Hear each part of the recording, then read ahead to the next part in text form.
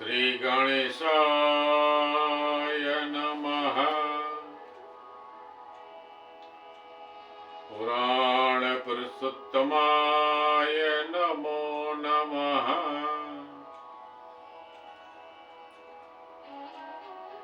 શ્રી પરમાત્મને નમઃ.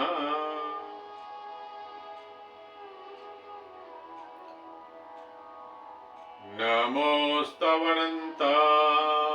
સહસ્રમૂર્ત્यै સહસ્રપાદાશિશિરોરુબાહવે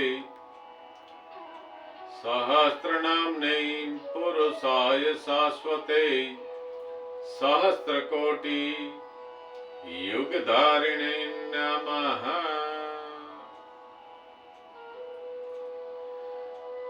આજે આપણે એ જોશું કે ભગવાનને સહસ્ત્ર મૂર્તિ, સહસ્ત્ર હસ્ત, સહસ્ત્ર પાદ, સહસ્ત્ર યુગ ધારીને નમઃ. ભગવાન સદાશિવને માટે આ શ્લોક છે.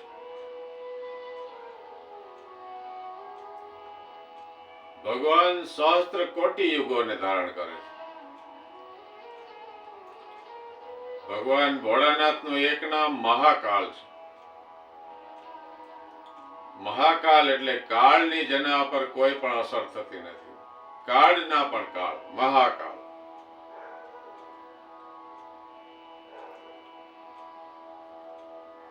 આપણે આ કેમ જોઈશું કે ભગવાન મહાકાલ કેમ કહેવાય છે? તો એના માટે સમયની એક ગણતરી આપી છે.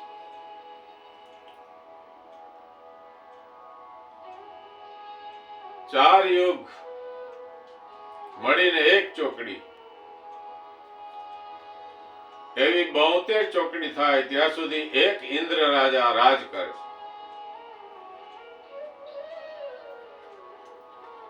આવા 100 ઇન્દ્ર પોતાનું કાર્યકાલ પૂરો કરી અને નિવૃત્ત થાય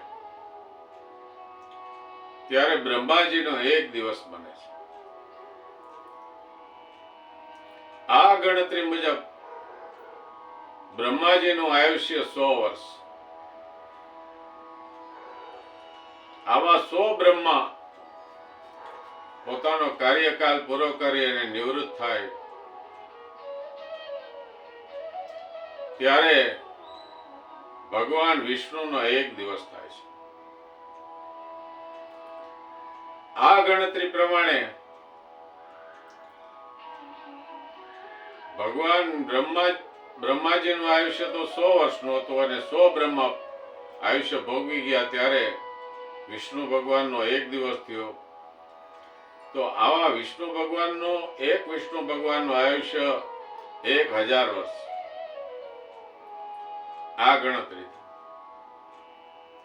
અને આવા 1000 વિષ્ણુ ભગવાન પોતાનો કાર્યકાળ સમાપ્ત કરે ત્યારે રુદ્ર એક વખત મટકું મારે છે. એક નિમિષ, રુદ્રનો એક નિમિષ થાય છે. એકવાર મટકું મારે છે. અને આવા 11 રુદ્રના અવતારો પૂર્ણકાલ કરી અને પોતાનો કાર્યકાલ સમાપ્ત કરે ત્યારે માતા પાર્વતી એક વખત પોતાનો શણગાર સજે છે. આ ઉમાના પતિ મહાદેવ છે. તો સહસ્ત્ર યુગ વયા જાય ત્યારે ભગવાન ભોળાનાથ ખાલી એકવાર મટકું મારે છે.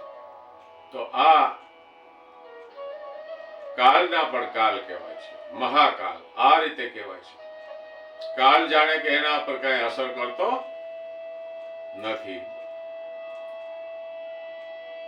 આ કૃષ્ણેન રજસમ વર્તમાનો નિવેશયન મૃતમ મર્તંચ હિરણ્યેન સવિતારથેના દેવયાતિ ભમ્યાનિ પશ્યન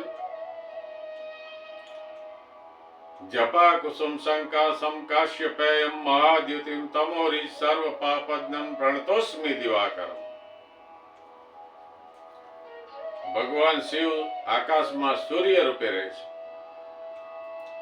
એ રુદ્રનું પણ એક સ્વરૂપ છે. તો આમાં આ શ્લોકમાં કહેવામાં આવ્યું છે કે ભગવાન સૂર્યનારાયણ એક કશ્યપ ઋષિના પુત્ર છે. તો ઘણા લોકો વિચાર કરે કે સૂર્ય તો આકાશમાં છે અને ધગધગતો એક ગોળો છે, તો આ સૂર્ય કશ્યપ ઋષિના દીકરા કઈ રીતે હોય? તો આપણે આજે એ પણ જાણીએ કે માતા અદિતિ અને ઋષિ કશ્યપે તપ કર્યું અને સૂર્યનારાયણ એને પ્રસન્ન થયા ત્યારે એને વચન માંગ્યું કે આપ અમારે ઘરે પુત્ર રૂપે જન્મ લ્યો. ત્યારે ભગવાન સૂર્યનારાયણે અદિતિની કુખે જન્મ લઈ અને કશ્યપ ઋષિના વંશનો વિસ્તાર કર્યો. તો આ રીતે સૂર્યનારાયણ ભગવાન આદિત્ય કહેવાના, આદિત્યને કુખે જન્મ. સૂર્યના હજારો નામ છે, એમ ભગવાન શિવના પણ હજારો નામ છે. અને દધિ શંખ તુષારભમ ક્ષીરોદાણવ શંભવમ નમામિ શશિનમ સોમમ શંભોર મુકટભૂષણમ. આ ચંદ્ર ભગવાન, આ ચંદ્ર પણ ભગવાન જ છે. આ ચંદ્રને ભગવાન શિવે પોતાના મુકુટમાં ધારણ કરેલો છે. કારણ શું છે? અને કહેવામાં આવે છે કે આ ચંદ્ર છે એ અત્રિ ઋષિના દીકરા છે. તો માણસો ઘણા એમ વિચાર કરે કે આ તો ચંદ્ર તો આકાશમાં ગોળારૂપ છે, એ અત્રિ ઋષિના દીકરા કેમ હોઈ શકે? તો એનો ખુલાસો એ છે કે અનસુયા અને અત્રિ ઋષિએ તપ કર્યું છે. હજારો વર્ષના તપ પછી ચંદ્ર દેવતા પ્રસન્ન થાય છે અને વચન માગે છે. ત્યારે માતા અદિતિ માગે છે કે તમે મારે ઘરે પુત્ર રૂપે અવતાર ધારણ કરો.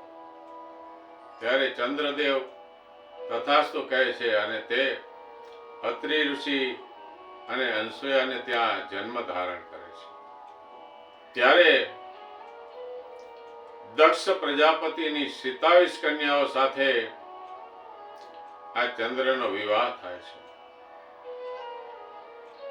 આમાં 27 કન્યાઓમાં રોહિણી એને અતિ પ્રિય છે. તે રોહિણી ઉપર અતિ પ્રેમ રાખે છે. અને બાકીની જે 26 કન્યાઓ છે એને રોહિણીની જેમ રાખતા નથી, રોહિણીને વિશેષ પ્રેમ કરે છે. આથી આ બાકીની જે કન્યાઓ છે એ પોતાના પિતા દક્ષ પ્રજાપતિને ફરિયાદ કરે છે, હે પિતાજી, અમારા પતિ ચંદ્રદેવ અમને 26 ને રોહિણી જેટલો પ્રેમ કરતા નથી. આથી ગુસ્સે થઈ અને દક્ષ પ્રજાપતિ ચંદ્રને કહે છે કે હવે ફરીથી આવું ન થવું જોઈએ. ચંદ્ર હાયા કરે છે પણ તે કરતા હતા એમ જ કરે છે. ફરીથી આ દીકરીઓએ પિતાને ફરિયાદ કરી છે. ત્યારે દક્ષ પ્રજાપતિ ચંદ્રદેવને શ્રાપ આપે કે આજથી તમને ક્ષય રોગ થાય અને એ ક્ષય રોગ તમને મટે નહીં, એવો શ્રાપ દઈ દે છે. તો ચંદ્રદેવ બીમાર પડી જાય છે અને એને ક્ષય નામનો રોગ થાય છે. ત્યારે ઋષિ મુનિઓ ચંદ્રદેવને કહે છે તમે ભગવાન ભોળાનાથને શરણે જાઓ અને મૃત્યુંજય મંત્રના જાપ કરો. ત્યારે ચંદ્રદેવ આ મૃત્યુંજય મંત્રના જાપ કરવા માટે ઋષિઓને પૂછે છે કે કયું સ્થળ ઉત્તમ છે. ત્યારે ઋષિઓ કહે છે કે પ્રભાસ ક્ષેત્ર સૌથી ઉત્તમ સ્થળ છે. તો ચંદ્રદેવ બ્રાહ્મણોની સાથે પ્રભાસ ક્ષેત્રમાં આવે છે. આ પ્રભાસ ક્ષેત્ર ગુજરાતમાં સૌરાષ્ટ્ર પ્રદેશમાં વેરાવળ પાસે પાટણ ગામ છે.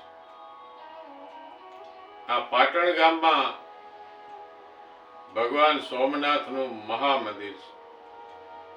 પણ આ વાત છે, આ મંદિર ન હતું એ જમાના. આ પ્રભાસ ક્ષેત્રમાં ત્યારે વન હતું, કોઈ શહેર કે ગામ હતું નહીં. આ પ્રભાસ ક્ષેત્રમાં ચંદ્રદેવ આવી અને તપ કરે છે. ઓમ ત્રંબકમ યજામહે સુગંધિમ પુષ્ટિવર્ધનમ ઉર્વારુકમિવ બંધનાत् મૃત્યોર્મુક્ષીયમામૃતાत् મૃત્યુંજય મહાદેવ ત્રાહિ મામ શરણાગતમ જન્મ મૃત્યુ જરા વ્યાધિ પીડિતમ કર્મ બંધન. આ મંત્રના 10 કરોડ જાપ કરે છે. ત્યારે ભગવાન ભોળાનાથ જમીનમાંથી પ્રગટ થાય છે લિંગ રૂપે અને સાકાર રૂપે પણ દર્શન આપે છે ચંદ્રદેવ, એટલે મૂર્તિ સ્વરૂપે. ભગવાન ભોળાનાથનું લિંગ પણ પૂજાય છે. એ નિર્વિકાર નિરાકાર સ્વરૂપ છે અને ભગવાન સદાશિવનું સાકાર રૂપ છે એ મૂર્તિ છે, મૂર્તિ પણ પૂજાય છે. તો ચંદ્રદેવને પ્રસન્ન થઈ અને ભગવાન ભોળાનાથ માગવાનું કહે છે, બોલો શું જોઈએ. ત્યારે ચંદ્રદેવ આ શ્રાપમાંથી મુક્તિ માગે છે. ત્યારે ભગવાન એને અભયદાન આપે છે અને એનો રોગ મટાડે છે. પછી એ ચંદ્રદેવને પોતાના મુકટમાં ધારણ કરે છે અને અહીં લિંગ રૂપે મારી પૂજા સોમપુરા બ્રાહ્મણો જ કરશે. તો સૌથી પહેલા ચંદ્રદેવ એની પૂજા કરે છે, પછી સોમપુરા બ્રાહ્મણો જ એની પૂજા કરે છે. આજે પણ એ મંદિર અખંડ ઊભું છે. પણ વારંવાર આ મંદિરને લૂંટવામાં આવ્યું, તોડફોડ કરવામાં આવી, છતાં પણ સોમનાથ મહાદેવના અસ્તિત્વને કોઈ મિટાવી શક્યું નથી. હજુ આજે પણ સોમનાથ મહાદેવના દર્શન કરી અને ભક્તો પોતાની શ્રદ્ધાને પૂર્ણ કરે છે, અનેક પ્રકારના ફળ મેળવે છે. આદ્ય ગુરુ શંકરાચાર્યએ મુખ્ય 12 જ્યોતિર્લિંગમાં સોમનાથને પ્રથમ નામ આપેલું છે. સૌરાષ્ટ્રે સોમનાથંચ શ્રીશૈલે મલ્લિકાર્જુનમ ઉજ્જાનમ મહાકાલમ ઓમકારમ મમલેશ્વરમ વારાણસ્યામ તુ વિશ્વેશ્વમ ત્રંબકમ ગૌતમી તટે પહાલિમ વેદનાથંચ ડાકિન્યમ ભીમશંકરઃ સેતુબંધે તુ રામેશમ નાગેશમ દારુકાવને હિમાલય તુ કેદારમ ઘુસ્મેશ્વર શિવાલય એતાની 12 જ્યોતિર્લિંગાની સાયં પ્રાતઃ પઠે નર સપ્ત જન્મ કૃતમ પાપમ સ્મરણેન ત વિનશ્યતિ. આ 12 જ્યોતિર્લિંગના નામ માણસ સવાર અને સાંજ ખાલી બોલે તો પણ મનુષ્યનો મોક્ષ થઈ જાય છે અને 7 જન્મના પાપ પણ એના નાશ પામે છે. આજે આપણે એટલું જાણીએ, પછી આવતા એપિસોડમાં આપણે સોમનાથ મહાદેવમાં જે દર્શન દેવા માટે જે શક્તિ હતી અને બધાને દર્શન પણ કરાવતી હતી, એવી એક દેવાંગના સ્ત્રી થઈ ગઈ છે, ચોલા દેવી. આપણે એનું વર્ણન આ પછીના એપિસોડમાં કરશું. નમઃ પાર્વતી પતિ હર હર મહાદેવ.